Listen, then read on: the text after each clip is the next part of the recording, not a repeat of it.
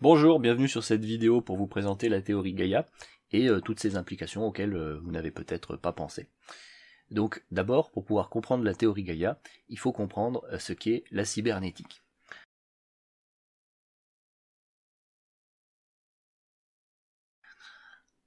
Je vais vous parler de plusieurs problèmes qui ne semblent pas avoir de rapport les uns avec les autres, et pourtant qui ont un point commun qui est justement cette cybernétique.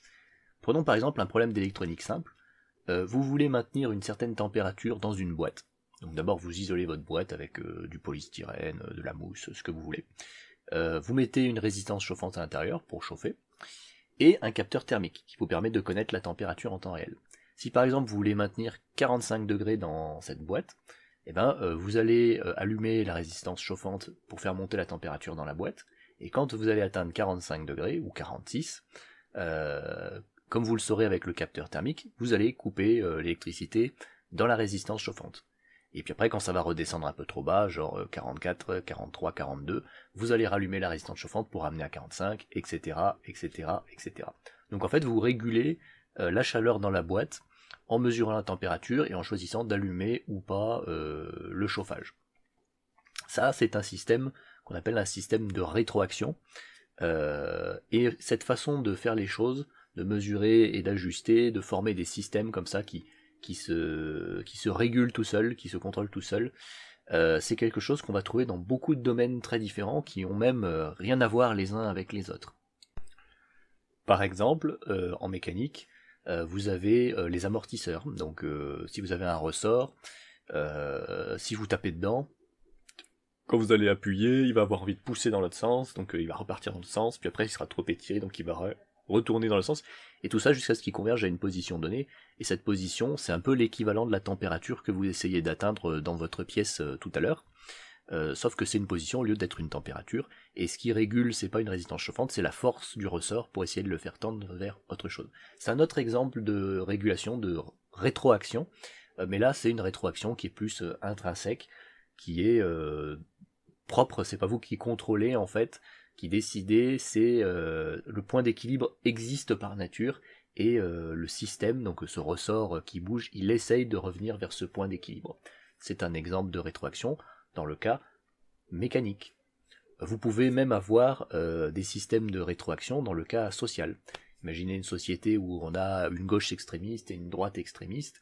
Bon bah quand les gens vont manquer de liberté, d'ouverture d'esprit, ils vont voter à gauche, donc ils vont se retrouver à gauche, et quand à gauche ça va être trop libre, ça va trop partir dans tous les sens, ils vont manquer de repères, de choses comme ça, et ben ils vont voter à droite, donc ils vont repartir à droite, et après quand ils sont à droite, et ben de nouveau la liberté leur manquera, etc. parce que ce sera les trop loin, donc ils vont revoter à gauche, et on a une espèce de régulation pour tendre vers quelque chose de raisonnable, mais sans jamais vraiment y parvenir. Et donc, pareil, on retrouve ce système un peu de régulation avec une recherche de l'équilibre, une mesure de la situation et une prise de décision sur où est-ce qu'on va mettre son énergie. Après, vous avez entendu parler de ce terme de régulation dans un tas de domaines, la régulation économique, la régulation ceci, la régulation cela, la régulation des prix, etc. C'est tout la même chose, tout ça, c'est toujours on cherche un équilibre en mesurant quelque chose et on ajuste l'énergie, les actionnaires pour essayer de tendre vers cet équilibre. Tout ça, c'est des mécanismes de rétroaction. Mais si j'allais encore plus loin et que je vous disais que ces mécanismes de rétroaction existent aussi en biologie. Par exemple, dans votre corps, vous avez un foie, un pancréas, un système sanguin, etc. Il y a du sucre dans votre sang, et il se trouve que votre pancréas, il mesure la quantité de sucre qu'il y a dans votre sang en temps réel. Et ce sucre, il doit pas être trop haut, il doit pas être trop bas. Et donc en fait, quand ce taux de sucre est trop haut, le pancréas sécrète une hormone qui est l'insuline. Et quand c'est trop bas, il sécrète une hormone qui est le glucagon. Et il se trouve que l'organe à côté, le foie, quand il reçoit de l'insuline, eh ben lui, il va se mettre à stocker du sucre, et quand il reçoit du glucagon, à l'inverse, il va déstocker le sucre. Donc de cette façon, en fait, vous avez vraiment une boucle de régulation où le pancréas mesure et dit s'il y a trop de sucre ou pas assez, et où le foie, il en enlève ou il en prend en fonction de s'il y en a trop ou pas assez. Donc on a exactement la même chose, un système de rétroaction biologique, et comme ça, vous en avez des centaines, des milliers. La rétroaction, les boucles systémiques comme ça, qui cherchent un équilibre, elles sont partout. Et justement, c'est ça qui fait la cybernétique. La cybernétique, en gros, c'est des biologistes, des électroniciens, des sociologues, tout ce que vous voulez, ils se sont réunis, ils ont vu qu'ils avaient les mêmes problèmes, ils sont arrivés à la conclusion suivante, qu'il existe une discipline qu'on va dire transverse, qui peut s'appliquer dans tous ces champs de scientifiques différents, et que l'on va appeler la cybernétique, qui est l'étude des systèmes, des rétroactions, etc.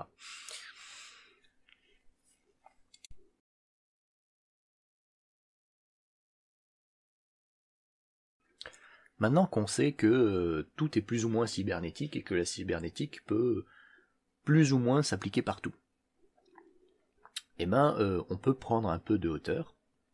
Vous savez qu'il y a beaucoup d'êtres vivants sur Terre, pas seulement des humains, des micro-organismes, des plantes, etc. Et on remarque aussi qu'il y a énormément de cycles entre ces animaux, ces êtres humains, ces plantes, etc. Le cycle le plus connu étant celui du dioxyde de carbone, donc les animaux inspirent de l'oxygène et expulsent du dioxyde de carbone, les plantes aspirent du dioxyde de carbone et expulsent de l'oxygène. Alors on pourrait dire que c'est pas de la régulation, c'est juste un échange, mais en fait quelque part c'est de la régulation, parce que si vous avez plus assez d'oxygène, vous allez avoir moins d'animaux, et comme si vous avez plus de CO2, vous allez avoir plus de plantes, donc de nouveau plus d'oxygène, donc de nouveau plus d'animaux, et donc vous allez avoir une régulation permanente entre les animaux et les plantes qui agissent chacun sur un paramètre en fonction de leurs besoins, et vous allez avoir la recherche d'un équilibre entre la bonne quantité de plantes et la bonne quantité d'animaux. On retrouve aussi un tas de trucs comme ça avec le fameux exemple du renard, du lapin et de l'herbe. Le lapin mange l'herbe, le renard mange le lapin. Donc si on n'a que de l'herbe, on n'a que de l'herbe. Si on rajoute des lapins, les lapins ils vont se multiplier de plus en plus jusqu'à ce qu'ils aient mangé toute l'herbe, et du coup après il n'y a plus d'herbe, donc tous les lapins meurent de faim. Et donc c'est pour ça qu'on a le renard. Donc si les lapins mangent beaucoup d'herbe, eh ben ils deviennent plus nombreux. S'ils deviennent plus nombreux, il y a plus de renards, donc les renards mangent plus de lapins, et donc il y a de nouveau plus d'herbes qui poussent, et comme ça ils forment un triumvirat, un équilibre dans lequel ça peut fonctionner, quoi. Et donc ça c'est pareil, c'est de la régulation. Les renards régulent la population des lapins, et ils s'autorégulent leur population propre en fonction de la quantité de lapins qui est disponible. Les lapins régulent la quantité d'herbe, on pourrait dire, et s'autorégulent en fonction de la quantité d'herbe disponible, mais ils sont aussi régulés par les renards. Et l'herbe explose jusqu'à recouvrir la totalité des surfaces ensoleillées exploitables. Mais elle est régulée aussi par les lapins, et c'est aussi ce genre de choses qui permet la diversité dans la vie. En fait, ça va encore plus loin que ça. À bien y regarder, on a l'impression que absolument tout est lié. Comme dans le cas de l'effet papillon, mais là sans parler de climatologie, on reste seulement sur le vivant. C'est-à-dire que si une espèce vivante disparaît, ça peut foutre le bordel sur toutes les autres espèces vivantes. Qu'elles interviennent tous plus ou moins à niveau. Alors après, c'est pas aussi fragile que ça, parce qu'une espèce qui disparaît peut être remplacée par une autre espèce, mais on a l'impression que tous les êtres vivants sont un peu interdépendants les uns des autres d'une certaine façon. Ils brassent, ils font partie d'un genre de tout. Et déjà, pour appuyer cette idée ils font partie d'un genre de tout, ce qui est impressionnant à remarquer, c'est que qu'on prenne une bactérie, un protozoaire, ou un homme, ou même un grain de riz, et quand on regarde à l'échelle microscopique, on trouve toujours les mêmes molécules, des mécanismes extrêmement proches les uns des autres. C'est comme si on était tous foutus pareil. Du riz à la bactérie, à l'humain. C'est comme si on avait été construit par le même mec, ou ce que vous voulez, de la même façon, avec les mêmes briques élémentaires. C'est assez déstabilisant. Enfin, aujourd'hui ça l'est plus, mais à l'époque où ça a été découvert, ça a dû être très déstabilisant. Et ça prouve un peu qu'on est vraiment comme si on faisait partie d'un tout, en fait, qui est ce que nous on appelle la biosphère, du coup. Et il se trouve que ce tout qui est la biosphère, et qui en plus on est interdépendant par des systèmes de régulation, des systèmes cybernétiques, fait que on est à la fois tous les briques d'un même ensemble, mais en plus des briques qui interagissent entre elles. Vraiment comme dans un organisme vivant à part entière. Vous voyez, entre les renards, les lapins, les humains, ce que vous voulez, les plantes, et entre les cellules de mon foie, de mon pancréas, etc. Je vois des similitudes frappantes entre leurs similitudes intrinsèques et la façon dont ils interagissent de façon cybernétique. Tout est comme si l'ensemble des êtres vivants formaient eux-mêmes un être vivant plus gros. Alors vous allez me dire, ouais, bon, on peut toujours philosopher, d'ailleurs la cybernétique on peut appliquer ça sur n'importe quoi, et c'est pas parce que des choses sont similaires qu'elles partagent forcément le même destin. Effectivement, moi je suis fait de cellules, je me considère que je suis un individu par exemple. Si je meurs, on est d'accord que toutes les cellules de mon corps vont mourir avec moi et vont partager le même destin. Donc si le tout disparaît, chaque élément disparaît, on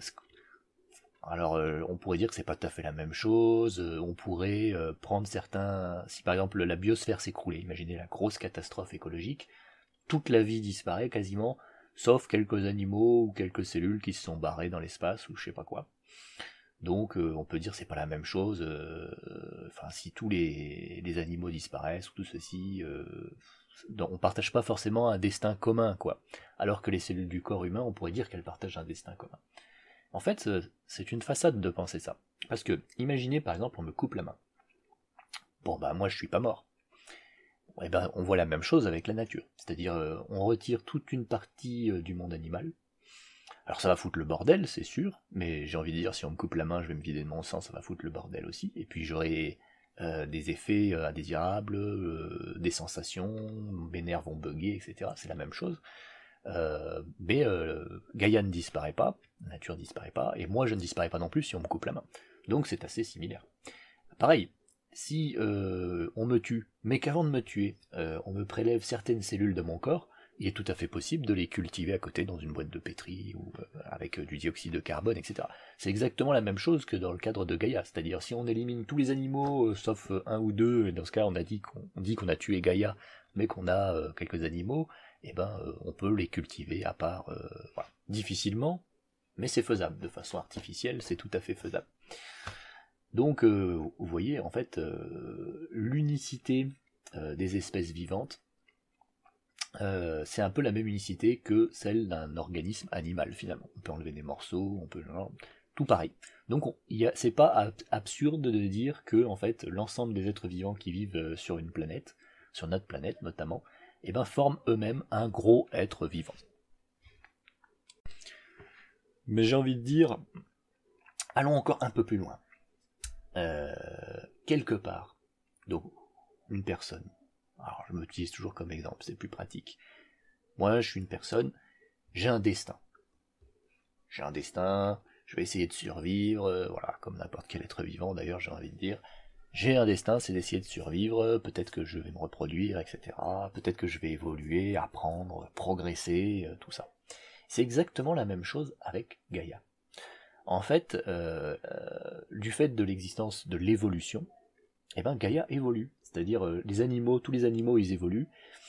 Les cycles, les écosystèmes évoluent, ils changent. Tout ça change de façon perpétuelle. Et on peut dire que la vie est toujours dans une course où elle essaie constamment de s'améliorer, de se revoir, de se réaméliorer, etc. Donc on peut dire que Gaïa a une destinée, que Gaïa évolue, et que voilà quoi, Gaïa est donc quelque part un individu qui évolue, qui a une destinée, etc. Et j'ai envie d'aller encore plus loin, même si on tuait tous les animaux sauf quelques bactéries par exemple, dès l'instant qu'un seul être vivant est encore vivant et peut survivre, attention, on peut dire que Gaïa peut renaître en fait. C'est-à-dire que ce micro-organisme qui survivrait éventuellement, qui serait le dernier élément, etc., il pourrait se remultiplier, il se remultiplierait d'ailleurs, il évoluerait, il y aurait une nouvelle évolution, et Gaïa renaîtrait en fait. Et donc on a vraiment un genre de sort commun. Nous les êtres vivants, on fait vraiment partie d'une entité, on va dire, qu'on appelle Gaïa, et qui évolue, progresse, et essaye de survivre, et peut renaître, réévoluer, etc. Donc c'est ça la théorie Gaïa, et ça implique un certain nombre de choses.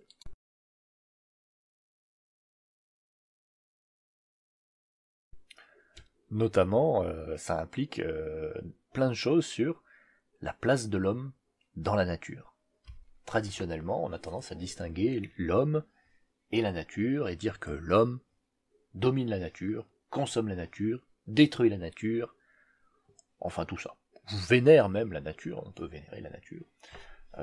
Tout ça, il faut débunker. L'homme est un animal, il fait partie de la nature, absolument aucun doute à avoir là-dessus. Les mêmes organismes, on fait partie d'écosystèmes, il n'y a rien qui nous distingue des autres animaux.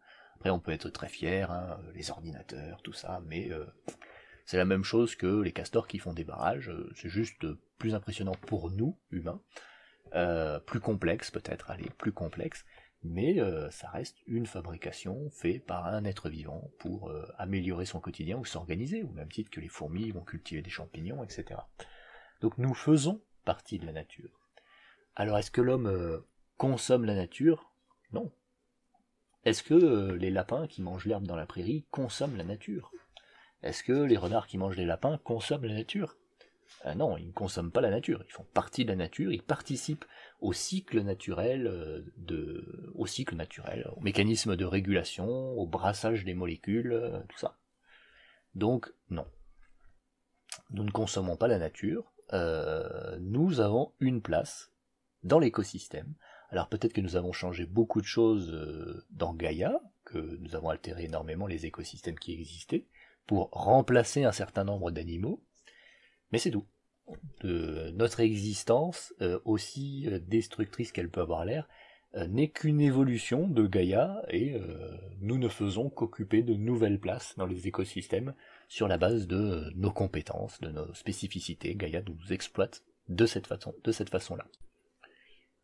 Oui, mais on peut dire que l'homme domine la nature, il produit des barrages, il produit du nucléaire, tout ce que vous voulez. Et ben même là, en fait, on peut pas vraiment dire qu'on domine la nature.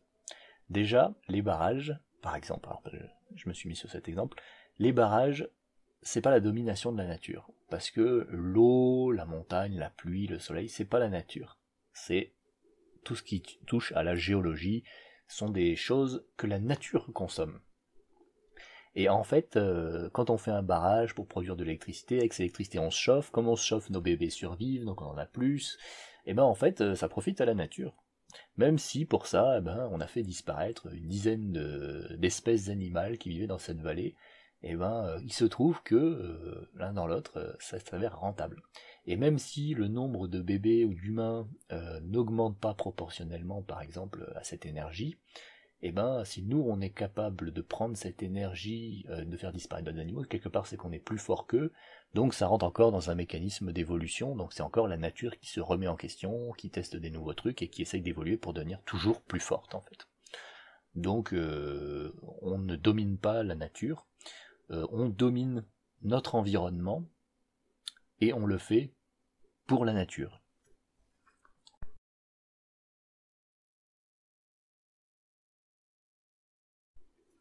Alors vous allez me dire, oui, mais quand même, l'homme a une puissance de destruction bien supérieure. L'homme peut polluer. Et l'exemple le plus frappant, c'est l'échauffement climatique avec le CO2. Moi, j'ai envie quand même de rappeler un truc essentiel. Qu'est-ce que c'est le charbon, le pétrole? C'est des animaux et des plantes, alors des plantes et des animaux respectivement, qui ont pourri, se sont fossilisés, et qui du coup n'ont pas pu être leur matière carbonique n'a pas pu être récupérée et réinjectée dans la nature. Et en fait, le charbon, c'est du carbone perdu par la nature. C'est-à-dire que ça n'a pas été mangé par des termites, ça n'a pas. Et du coup, le problème, c'est qu'on ne récupérera jamais ce carbone. Il est perdu. Et la nature, l'ensemble des êtres vivants, Gaïa a besoin de ce carbone, elle a besoin d'éléments chimiques indispensables à sa taille, parce qu'elle soit bien grosse, et notamment du carbone, de l'azote, de l'oxygène, de l'hydrogène, du phosphore, du magnésium, du soufre, un tas de trucs. Qu'est-ce qu'a fait l'homme? Il a creusé, il a pris ce charbon, il a pris ce pétrole, il l'a fait brûler, il l'a renvoyé dans l'atmosphère sous forme de dioxyde de carbone. Dioxyde de carbone qui peut être absorbé par les plantes. Donc en fait, nous sommes de très bons éléments de la nature parce que nous récupérons des ressources minérales perdues par la nature et nous lui rendons. Et même si en fait le fait que la population humaine ait pu devenir aussi nombreuse aussi rapidement, c'est parce qu'on a été capable d'exploiter ces ressources qui étaient perdues par la nature et que ça nous a permis d'augmenter notre population beaucoup plus vite. Et c'est la même chose pour les engrais chimiques, pour un tas de trucs. Et l'exemple flagrant, c'est le phosphore, quoi. Les mines de phosphore, on extrait plein de phosphore, et sans phosphore, pas de vie possible. Chaque fois qu'on extrait une tonne de phosphore, on va permettre, je sais pas combien de tonnes d'êtres vivants en plus sur Terre. On a grandi la biosphère. L'homme est un très bon élève. Et regardez d'ailleurs les fameuses pollutions côtières, par exemple. Qu'est-ce qui se passe quand on a pollué l'eau au fluor, etc., en mettant trop d'engrais? On a une prolifération d'algues. Donc un accroissement de la vie. Donc en fait, l'homme n'est pas un destructeur de la nature, c'est même un très bon élève qui récupère beaucoup de ressources. Et en fait, il ne fait que modifier la nature, et même lorsqu'il la remplace, c'est-à-dire il zigouille tout et il vit à la place des animaux, en fait il ne la remplace pas vraiment, il n'est que l'expression de sa modification, de sa volonté de toujours devenir plus forte, plus résistante, etc. Et d'ailleurs à ce titre, j'ai quand même envie de vous rassurer, il n'y aura pas que des hommes à la fin sur Terre, déjà parce qu'on a besoin des animaux et des plantes pour vivre, donc c'est un écosystème éprouvé, et dont on dépend, et ensuite il y a plein d'espèces animales qui sont beaucoup plus présentes et abondantes sur Terre, comme les vers de terre. Nous on est à peu près à égal niveau avec les fourmis, pour vous donner une idée. Alors, soyons encore plus pessimistes et autoflagellants. Imaginons que l'homme, en fait, il bouffe tout. Imaginons qu'on se met à tout dévorer, à détruire toute espèce animale, toute plante, on rase tout, on coupe tout, on bouffe tout, on transforme tout en meuble Ikea, je sais pas. Bon, qu'est-ce qui va se passer? On va être de plus en plus nombreux, on devient super nombreux, on devient là, et puis tout est mort. Et ben nous, on meurt ensuite. Bah oui, s'il n'y a plus rien, il n'y a plus d'écosystème, plus de régulation dont on dépend, donc on meurt. Et quand on va mourir, nos corps vont pourrir. Et en fait, en pourrissant, eh ben, ça va permettre à d'autres êtres vivants en fait, d'en profiter en mangeant les cadavres. Et en fait, chaque homme qui est debout, quoi qu'il consomme, quoi qu'il mange, j'ai envie de dire, il est lui-même une réserve de nourriture. C'est-à-dire que toute la bouffe chimique ou la surpêche ou ce que vous voulez que vous avez mangé, c'est des acides aminés qui sont stockés dans votre corps, c'est des graisses, etc., qui sont réexploitables par d'autres animaux ensuite. Nous, les êtres humains, qui sommes très nombreux, qui consommons beaucoup, qui altérons énormément notre environnement, sommes nous-mêmes une réserve de molécules essentielles pour la nature. Nous sommes nous-mêmes des êtres vivants, donc en fait, la vie ne diminue pas, elle change juste de forme. Donc voilà, même dans ces cas-là, vous voyez, on ne détruit pas la nature, on ne fait que se substituer à d'autres espèces qui en font partie. D'ailleurs, ça me pousse à vous dire un truc, quand vous mourrez, ne vous faites pas brûler. Bah parce que, alors, vous faites ce que vous voulez, hein, je suis pas un facho politique, mais réfléchissez. Si quand vous mourrez, vous faites brûler, vous détruisez toutes les molécules chimiques que vous avez prélevées dans la nature, que vous avez produites, donc quelque part vous êtes un mauvais élève de Gaïa parce que c'est du gâchis, vous gâchez un peu votre corps, vos molécules qui auraient pu être réinjectées dans la biosphère, quoi. Donc c'est dommage. C'est pas du tout écolo finalement de se brûler. On te dit oui, ça prend moins de place, mon cadavre ne traînera pas. Non, non, non, non, c'est mieux s'il pourrit. Beaucoup mieux. S'il est mangé, encore mieux.